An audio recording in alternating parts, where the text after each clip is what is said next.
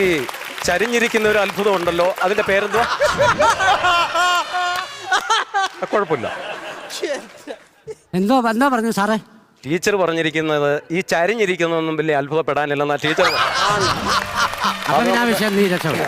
പിന്നീട് നോക്കാം. ഏറ്റവും സംസാരിക്കരുത്.